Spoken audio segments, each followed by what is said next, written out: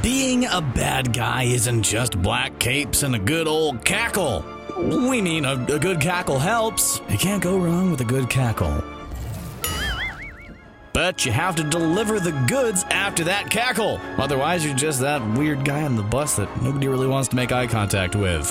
It's the casualties left in a villain's wake that drive the heroes into action and make bringing down the bad guys that much more urgent. With so much destruction done off screen, exact numbers aren't really available, but we can get a pretty good idea who would end up on the leaderboard. Let's look at the MCU villains who managed to do the most damage before the heroes were able to put a stop to their shenanigans. But I always say, keep your friends rich and your enemies rich and wait to find out which is which.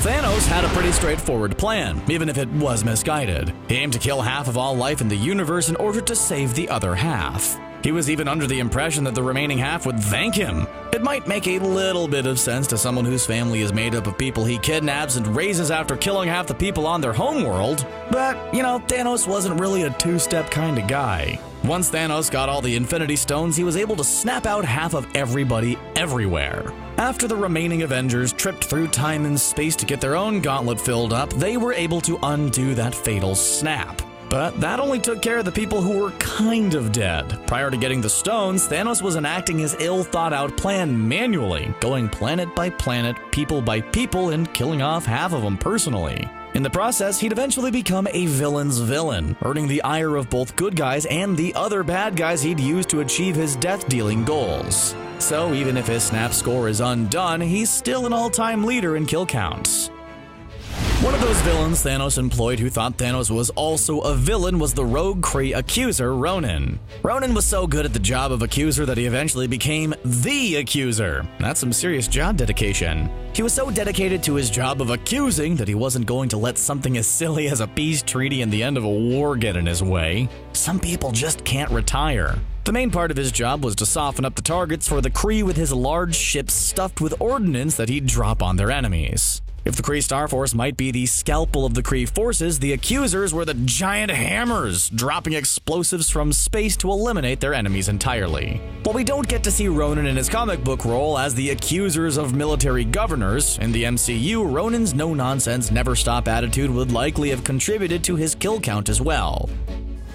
Being a Celestial is a lonely business. They're among the oldest beings in the universe and immensely powerful, but there weren't that many to begin with, and even fewer left. The severed head of one of them has become a remote trading post for space scoundrels called Nowhere. One of the ways that such a being can battle the loneliness is by making a little teeny copy of himself and traipsing across the universe, hooking up with as many people as possible. That was the plan for Ego, the living planet. Well, part of the plan. The other part was to father an offspring who could share his celestial powers, so he could reshape life in the universe more to his liking. He found that lucky offspring when one Peter Quill was able to bare-hand the Power Stone to defeat Ronan and save Xandar, at least until Thanos came along. Prior to finding Quill, however, Ego had collected hundreds of his offspring. Being eternal and super powerful means he got around. Tucked inside Ego's planet body were all the bones of his offspring that couldn't handle celestial power. When we say that Ego got around, we mean he really got around. You don't have to be a planet-hopping space being with nearly unlimited power or giant space bombers to put up some big numbers while playing the bad guy game. You don't even really have to be a person. You can be the construct of some well-meaning superheroes trying to build themselves a super powerful android that'll take care of threats like planet-hopping beings with nearly unlimited powers. If that's the job you're building it for, you're going to want to make that android pretty powerful in its own right so it can take on those threats. Of course, the drawback to that is if you do a better job of making your android unstoppable than you do of convincing it what constitutes saving the planet, you might end up on the unfortunate end of that android's plan to get rid of all the people. Which is exactly what happens when Science Bros Stark and Banner make Ultron. Even though the iconic Avengers villain had a short time in the MCU, he made the most of it by trying to power drop a city on the planet and reenact the extinction of the dinosaurs. While it was thwarted, it still racked a kill count that included the family of one Helmut Zemo. Some evil organizations have pretty nebulous goals. If some of these groups got their wish, they might turn the world back over after a few years, deciding that ruling the world is way more of a hassle than they thought it would be. Maybe just take over Latveria instead. Red Skull took his opportunity to get his world conquering in by piggybacking on the real-world takeover of the Nazis. Even before he found the Tesseract and started taking his super science to the next level, Red Skull and Armin Zola were already in full experimental swing, killing test subjects and allied soldiers alike. Once he had the Tesseract, he tried to take his weapon game on the road with a bomber full of them heading over to the United States. It was only because Captain America hitched a ride that he didn't run his score up any higher. Some villains manage to run up the score even if they don't become particularly memorable in the pantheon of the Marvel Cinematic Universe. Lost somewhere between a decidedly Shakespearean introduction to the MCU and the equal parts fun-loving and deeply wounded Thor that has become a standout at the end of the Infinity Saga, there was a brief moment where Thor had to deal with an uprising of one of the realms that his father had brought under the rule of Asgard. Seeking to get some of that sweet ether power from Jane Foster after she went and stuck her hand between two massive rocks with no visual means of support, who does that? Malekith took his troops and tried to stage his invasion of the Nine Realms. Conquering worlds is Bush League. Whole realms are where it's at. Malekith's big plan was to use the ether to conquer the Nine Realms via the Convergence, but on the road to being thwarted by Thor and his brother Loki, he did manage to rack up his score the old-fashioned way, with conquering armies. That includes one death that turned a bad guy good-ish. The Odin son's mother, Frigga. And that bad guy turned goodish guy, of course, was the god of mischief himself, Loki. While Loki has turned into a bit of an ally to his adopted brother Thor over his time in the Marvel Cinematic Universe, if just a bit unreliable at times, he has some first-rate villainy under his belt as well. Loki had played the long game, acting as the dutiful brother to the brash and boastful Thor, biding his time until the right plan and the right time to worm his way into the throne of Asgard. His plans are worthy of his title. First, he goads his brother into starting a war so that Thor will be banished, and then during Odin's sleep, he opened Asgard to the Frost Giants so he could betray them and prove himself worthy to the throne. When that didn't work, he borrowed an Infinity Stone and an army from Thanos and invaded New York after tricking Banner into hulking out on the Avengers. During all these plans, Loki kills people both directly and indirectly. When the mind-controlled Clint Barton tells Loki that he'll need an eye, Loki seems to enjoy the process, but we just can't resist that smile. Iron Man's third solo outing promised a lot. There was the appearance of one of Iron Man's most iconic villains, the mysterious Mandarin. Except it wasn't the Mandarin. It was Ben Kingsley, hired to play the Mandarin. But then there was another staple of organized Marvel villainy, the science-obsessed advanced idea mechanics. What we did get was an adaptation of the Extremis storyline, with Aldrich Killian at the head of both the fake villains and the real ones. At the center of his multi-layer nugget of villainy is his project meant to restore lost limbs. Side effects might include exploding like a bomb. You know, Killian was killing so many test subjects he had to create a fictional terrorist villain to cover for him. It was a deception that the real Mandarin didn't take kindly to. We might see what he has to say when he shows up in the upcoming movie Shang-Chi and the Legend of the Ten Rings. Sometimes you get so good at killing people that it becomes part of your name. That's especially true when you have a whole lot of names. To the kids on the streets of Oakland, he was Eric Stevens, whose father was killed. To his father and a very secretive kingdom in Africa that most people thought was a poor farming country, his name was N'Jadaka, nephew of the king of Wakanda and eligible for the throne. To the Black Ops forces he joined after being orphaned in Oakland as Eric Stevens and ascending to the throne in Wakanda as N'Jadaka, he became Erik Killmonger because he was so dang good at killing that he seemed to take a perverse joy in it. While most of the people on this list don't actually keep a running tally of who they killed over the course of their career, Killmonger does exactly that, by making a mark on his body for every one of his kills. When he gets ready to challenge for the throne of Wakanda, we see he's covered in marks. It turns out that Everett Ross wasn't kidding. Erik Killmonger was really into killing. Plus, he has so much swag.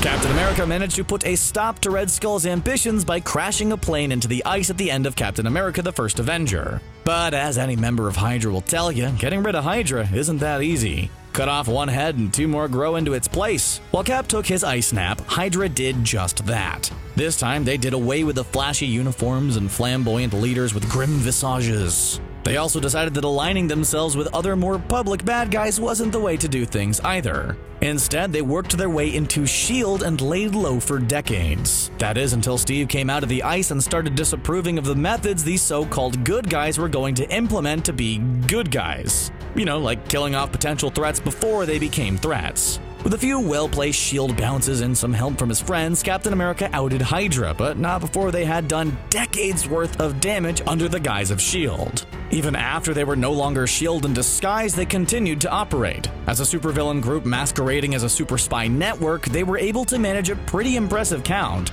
even if it was mostly behind the scenes. In order to have an organization as resilient as Hydra, you need some true believers. For Hydra, in the modern world, one of those true believers was an agent named Brock Rumlow. As a secret double agent and a less-than-secret agent, he racked up a rather professional kill count. But it's how he retired from the life that really gave his numbers a boost. While stealing goods and running away from the Avengers at the beginning of Civil War, Rumlow didn't plan an escape, because he didn't plan to escape. Instead, he strapped himself with explosives hoping to take out Captain America and whoever else happened to be around. The invasion of New York by the Chitauri that Loki led had a profound effect on the Marvel Cinematic Universe. Even the parts that are only kind of part of the cinematic universe. The relationship between the movies and the television and streaming shows has been tenuous and at times downright contentious. In the wake of the Chitauri invasion, places like Hell's Kitchen required a lot of reconstruction. That provided an opportunity for Marvel's most notorious crime boss, the Kingpin. Kingpin is both a master manipulator and a hands-on enforcer, especially if you embarrass him in front of the love of his life. Whether he's ordering the hit or taking matters into his own hands, like silencing Marvel's investigative reporter Ben Urich, the Kingpin, or Wilson Fisk if he lets you call him by name, is responsible for a lot of bodies in Hell's Kitchen. One of the things that set the self-absorbed genius playboy Tony Stark on the straight and narrow was seeing firsthand the amount of destruction that the weapons his company sells was doing in the hands of the people he was selling to.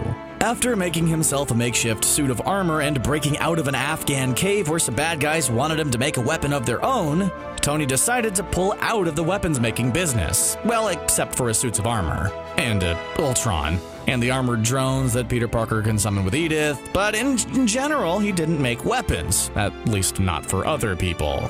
This did not sit well with Obadiah Stane, who was more than happy to sell weapons and didn't really care who they killed. When Tony pulled him out of the weapons game, he took his killing ways local and tried to kill Tony. Fortunately, you can't beat the original with a knockoff, and the Ironmonger was defeated. While Stane's kill count in the Ironmonger suit is more of the collateral variety, his biggest numbers come as the acting head of Stark Industries, selling weapons to terrorists so he could sell weapons to people fighting terrorists.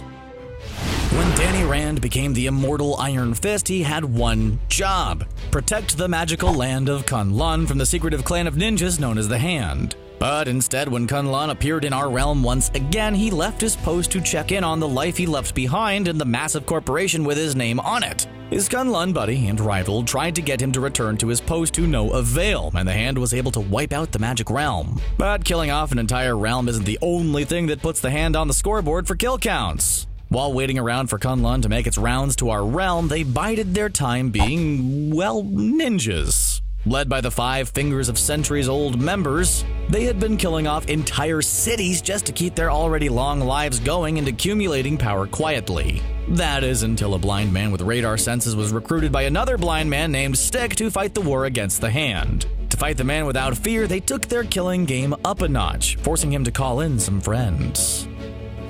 Most of the people or groups on this list used killing as a means to an end. Either they wanted to right perceived wrongs, acquire power or even respect, or just had a love for the classics and wanted to take over the world. As good as they were at what they did, it was never really a title with them. That's not the case with the Odinson's long-lost sister, Hela. For Hela, killing wasn't just a hobby, it was a title. Loki may be the god of mischief and Thor the god of thunder, but Hela was the goddess of death. And it's a position that Hela took glee in. With the command of her Necro Sword, she got straight to business once Odin died and was freed from her prison. First up was taking on her younger brothers, then killing Thor's besties, then the armies of the various realms that resisted her rule. Then she got down to the business of hunting down any of the last Asgardians. She was so dedicated to killing that Thor and Loki had to trigger the end of times for Asgard just to get rid of her. And those are the baddies with the biggest kill counts on and off screen in the MCU. Who's your favorite? Do you think there's someone missing? Let us know in the comments below, and while you're there, why not subscribe to CBR? You'll get the latest videos, and it's fatality free. Thanks for watching.